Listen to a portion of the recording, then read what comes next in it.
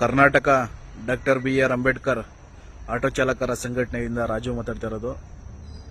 ಇದೇ ಗುರುವಾರ 4ನೇ ತಾರೀಕು Karnataka doctor BR Ambedkar auto ಚಾಲಕರ ಸಂಘಟನೆ ಮತ್ತು ಖಾಸಗಿ ಒಕ್ಕೂಟದ 32 ಸಂಘಟನೆಗಳು ಅನಧಿಕೃತ ಬೈಕ್ ಟ್ಯಾಕ್ಸಿ ವಿರುದ್ಧ ಧ್ವನಿ ಎತ್ತಿದೆ. ಪ್ರತಿಯೊಬ್ಬ ಆಟೋ ಚಾಲಕ ಬೆಳಗ್ಗೆ 12 ಗಂಟೆಗೆ 4ನೇ ತಾರೀಕು ಗುರುವಾರ ಪ್ರತಿಯೊಬ್ಬ ಆಟೋ ಚಾಲಕನು ಕೂಡ ಬರಬೇಕು. ಏಕೆಂದರೆ ಎಲೆಕ್ಷನ್ ಆಗ ಮುಂಚೆ ನಮಗೆ ಅಧಿಕಾರಿಗಳು ಮನವಿಗಳನ್ನ ಮಾಡ್ಕೊಂಡಿದ್ರು. ನಾವು ಖಂಡಿತವಾಗ್ಲೂ ಅನಧಿಕೃತ ಬೈಕ್ ಟ್ಯಾಕ್ಸಿಗಳನ್ನ ನಿಲ್ಲಿಸ್ತೀವಿ, ಎಲೆಕ್ಷನ್ ಮುಗಿದ ಮೇಲೆ ಖಂಡಿತವಾಗ್ಲೂ ನಿಲ್ಲಿಸ್ತೀವಿ ಅಂತ ತುಂಬಾ ಒಂದು ನಂಬಿಕೆಯಿಂದ ಹೇಳಿದ್ರು. ಆದರೆ ನಂಬಿಕೆ ದ್ರೋಹಗಳನ್ನ ಈ ಅಧಿಕಾರಿಗಳು ಮಾಡ್ತಾವ್ರೆ. ಅದರಿಂದ ಒಕ್ಕೂಟದ 32 ಸಂಘಟನೆ ಸೇರಿ ಗುರುವಾರ 4ನೇ ತಾರೀಕು ಕರೆಕ್ಟಾಗಿ 12 ಗಂಟೆಗೆ ಶಾಂತಿನಗರ RTO ಕಚೇರಿಗೆ ಬರ್ತಾ ಇದ್ದೀವಿ. ಅನಧಿಕೃತ ರ್ಯಾಪಿಡ್ ಬೈಕ್ ಟ್ಯಾಕ್ಸಿನ ಅವತ್ತಿಂದಲೇ ಈ ಅಧಿಕಾರಿಗಳು ನಿಲ್ಲಿಸಲೇಬೇಕು. ಏಕೆಂದರೆ ತುಂಬಾ ದಿನದಿಂದ ಅವರು ಹೇಳದಂಗೆ ನಾವು ಕೇಳಿಕೊಂಡು ಅವರ ಮಾತಿಗೆ ಒಂದು ಗೌರವ ಕೊಟ್ಕೊಂಡು ಇವತ್ತಿನ ದಿನದಲ್ಲೂ ಕೂಡ ಇದ್ದೀವಿ. ಏಕೆಂದರೆ ಅವರು ಕೊಡ್ತಿರೋಂಥ ಒಂದು ದೊಡ್ಡ ಮಟ್ಟದಲ್ಲಿ ಗೌರವ, ಅದೇ ಗೌರವನ ಅವರು ಉಳಿಸ್ಕೊಂಡಿಲ್ಲ.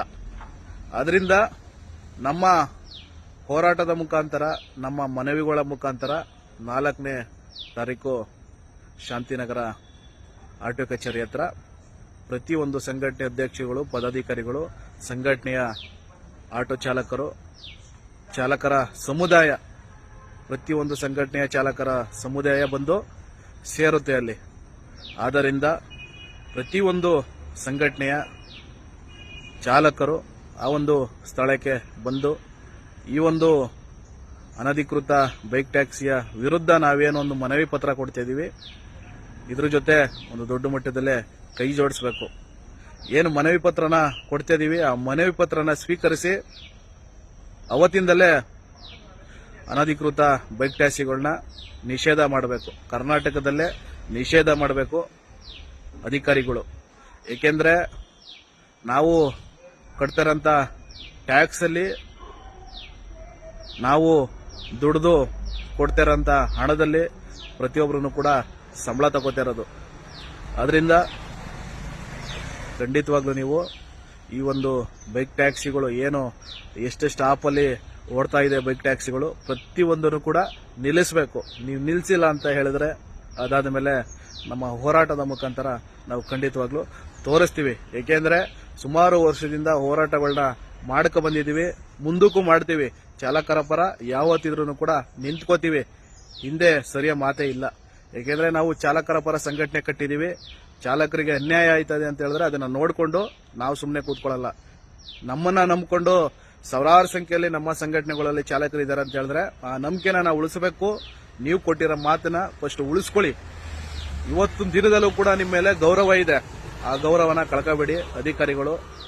ಖಂಡಿತವಾಗ್ಲೂ ಅನಧಿಕೃತ ಬೈಕ್ ಟ್ಯಾಕ್ಸಿಗಳು ಪ್ರತಿಯೊಂದನ್ನು ಕೂಡ ನಿಲ್ಲಿಸಬೇಕು. ಇಲ್ಲ ಅಂತ ಹೇಳಿದ್ರೆ ಚಾಲಕರ ಶಕ್ತಿ, ಸಂಘಟನೆಗಳ ಶಕ್ತಿ ಏನು ಅನ್ನೋದನ್ನ ಅವತ್ತಿನ ದಿನದಲ್ಲಿ ತೋರಿಸ್ತೀವಿ. ಪ್ರತಿಯೊಬ್ಬ ಚಾಲಕನಿಗೆ ನಾವು ಕೇಳ್ಕೊಳ್ಳೋದಿಷ್ಟೇ, ಸುಮಾರು ವರ್ಷದಿಂದ ಬೈಕ್ ಟ್ಯಾಕ್ಸಿ ವಿರುದ್ಧನೇ ಹೋರಾಟ ಮಾಡ್ಕೊ ಬರ್ತಿದ್ದೀವಿ. ಪ್ರತಿಯೊಂದು ಸಂಘಟನೆ, ಒಂದೇ ಸಂಘಟನೆ ಅಂತಲ್ಲ, ಪ್ರತಿಯೊಂದು ಸಂಘಟನೆನೂ ಕೂಡ ಹೋರಾಟ ಮಾಡ್ಕೊ ಬರ್ತಿದ್ದೀವಿ. ಆ ಹೋರಾಟಕ್ಕೆ ತಲೆ ಕೆಡಿಸ್ಕೊಳ್ಳೋದನೆ ಅವ್ರ ಪಾಡಿಗೆ ಅವ್ರು ಹೋರಾಟ ಮಾಡ್ತಾರೆ ಅಂತ ಹೇಳ್ಬಿಟ್ಟು ಅಧಿಕಾರಿಗಳು ಸುಮ್ಮನೆ ಕೈ ಕಟ್ಟು ಕೂತ್ಕೊಂಡ್ರೆ ಖಂಡಿತವಾಗ್ಲೂ ಈ ಸತಿ ಇಲ್ಲ, ಅಧಿಕಾರಿಗಳು ಹೊರಗಡೆ ಹೋಗ್ಬೇಕು, ಟ್ರಾನ್ಸ್ಫರ್ ಆಗಬೇಕು. ಇಲ್ಲ, ನಮ್ಮ ಚಾಲಕರಿಗೆ ನ್ಯಾಯ ಕೊಡಿಸಬೇಕು, ಅನಧಿಕೃತ ಬೈಕ್ ಟ್ಯಾಕ್ಸಿಗಳನ್ನ ಸ್ಟಾಪ್ ಮಾಡಬೇಕು. ಇದು ನಮ್ಮ ಒಂದು ದೊಡ್ಡ ಬೇಡಿಕೆ. ನಾವು ಏನು ಕೇಳ್ತಲ್ಲ ಸ್ವಾಮಿ, ಚಾಲಕರಿಗೆ ಅನ್ಯಾಯ ಆಗ್ತಾ ಇದೆ. ಚಾಲಕರ ವಿರುದ್ಧ ಏನು ಅನಧಿಕೃತ ಬೈಕ್ ಟ್ಯಾಕ್ಸಿಗಳು ಬೆಂಗಳೂರು ಮಹಾನಗರದಲ್ಲಿ ಚಲಿಸ್ತವೆ, ಇವನ್ನ ನಿಲ್ಲಿಸಿ. ನಾವಿನ್ನೇನು ಕೇಳ್ತಲ್ಲ ನಿಮ್ಗೆ.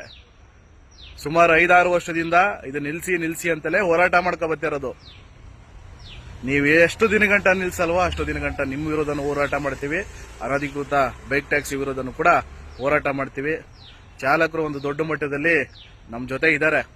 ಚಾಲಕರು ಯಾವುದೇ ಕಾರಣಕ್ಕೂ ನಮ್ಮನ್ನ ಕೈ ಬಿಡಲ್ಲ. ಚಾಲಕರಿಗೆ ನಾವು ಕೂಡ ಏನ್ ಮಾತು ಕೊಟ್ಟಿದೀವಿ ಅದನ್ನ ನಡೆಸ್ಕೊಡ್ತೀವಿ. ಅನಧಿಕೃತ ಬೈಕ್ ಟ್ಯಾಕ್ಸಿನ ನಿಲ್ಲಿಸ್ತೀವಿ. ಅದು ಎಷ್ಟು ದೊಡ್ಡ ಮಟ್ಟಕ್ಕೆ ಹೋರಾಟ ಆಗುತ್ತೋ ಹೋರಾಟ ಮಾಡಿ ಖಂಡಿತವಾಗ್ಲೂ ನಿಲ್ಲಿಸ್ತೀವಿ ಅಂತ ನಾವೇನ್ ಚಾಲಕರಿಗೆ ಮಾತು ಕೊಟ್ಟಿದೀವಿ ಆಗ್ಲೂ ನಿಲ್ಲಿಸ್ತೀವಿ. ಪ್ರತಿಯೊಬ್ಬ ಚಾಲಕರು ಗುರುವಾರ ಕರೆಕ್ಟಾಗಿ 12 ಗಂಟೆಗೆ ಪ್ರತಿಯೊಬ್ಬರೂ ಕೂಡ RTO ಕಚೇರಿ, ಶಾಂತಿನಗರ RTO ಕಚೇರಿ ಹತ್ರ ಬಂದು ಸೇರಬೇಕು. ಅವತ್ತು ಏನೋ ಮನವಿ ಪತ್ರ ಕೊಡ್ತಾ ಇದೀವಿ, ಆ ಮನವಿ ಪತ್ರನ ಸ್ವೀಕರಿಸಿ ಅಧಿಕಾರಿಗಳು ಒಂದು ಒಳ್ಳೆ ಸಂದೇಶನ ಕೊಡಬೇಕು.